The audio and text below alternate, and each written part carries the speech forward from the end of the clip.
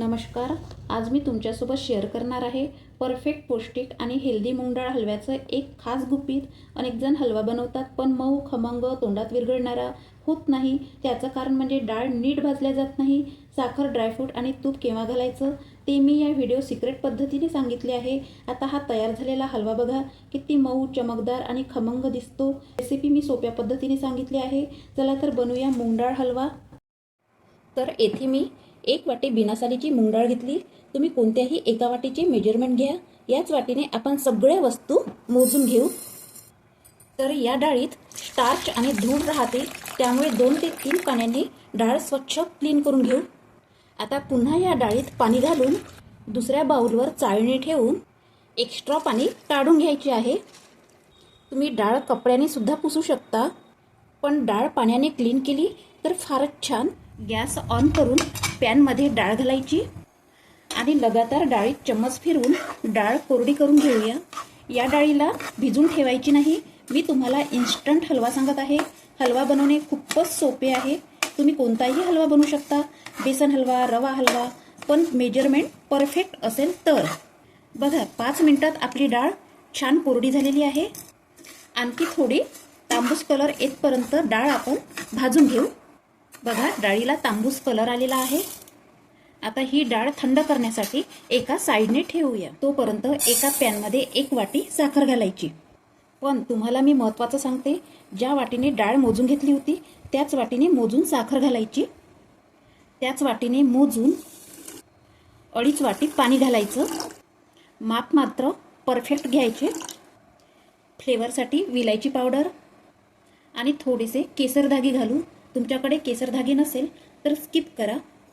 आपल्याला चाचणी करायची नाही आहे, फक्त पाण्यात साखर विरघळून घ्यायची आहे.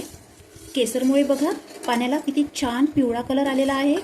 साखरही पाण्यात छान विरघळली आहे. आता गॅस बंद करूया. इकडे डाळ पण थंडी झालेली आहे. आता ही डाळ मिक्सर पॉटमध्ये घालून रव्यासारखी जाडसर पिसून घेऊ. हे बघा, असे दाणे दरदरा असायला पाहिजे. हे प्रीमिक्स तुम्ही स्टोअर करून ठेवू शकता आणि जेव्हा तुमची इच्छा झाली तेव्हा इन्स्टंट हलवा करू शकता. आता चला हलवा बनवूया. एका पॅनमध्ये 1 चम्मच तूप घालायचं आहे. यात काही बदाम, काजू घालून फ्राय करून घ्यायचे आहे. तुम्ही कमी जास्त ड्रायफ्रूट घालू शकता आणि तुम्हाला आवडत नसेल तर स्किप सुद्धा करू शकता. हे बघा, ड्रायफ्रूट फ्राय झालेले आहे. आता एका प्लेटमध्ये काढून घेऊ. आता ज्या वाटीने मूग डाळ आपण मोजून घेतली होती त्याच वाटीने अर्धी वाटी तूप घालायची आहे. तुम्ही तुपाऐवजी डालडा सुद्धा घालू शकता. आता यात घालायचं आहे छोट्या चम्मचने मोजून 2 चम्मच रवा आणि छोट्या चम्मचने 2 चम्मच बेसन. मिक्स करायचं आहे. गॅसची फ्लेम मात्र मीडियम ठेवायची. रवा आणि बेसनाला अशी जाळी आली की लगेच पिसलेली मूग डाळ घालायची आणि गोल्डन कलर येतपर्यंत लगातार चम्मच यामध्ये फिरवत राहायचा. बघा, कलरही चेंज झालेला आहे. आता जे साखरेचे पाणी आपण केले होते ते यामध्ये थोडे थोडे करून घालायचे आहे. मिक्स करून घेऊ. आता आपण पूर्णपणे पाणी घालू आणि मिक्स करून घेऊ. बघा, तुम्हाला आता हलवा आपला पातळ दिसत आहे, पण जसजसा चम्मच फिरवत राहू तसा हलवा गाढा होईल. बघा, 2 मिनिटात हलवा गाढा झालेला आहे. आता जोपर्यंत हलवा तूप अलग सोडत नाही तोपर्यंत यामध्ये चम्मच फिरवत राहायचा. यात फ्राय केलेले ड्रायफ्रूट घालूया.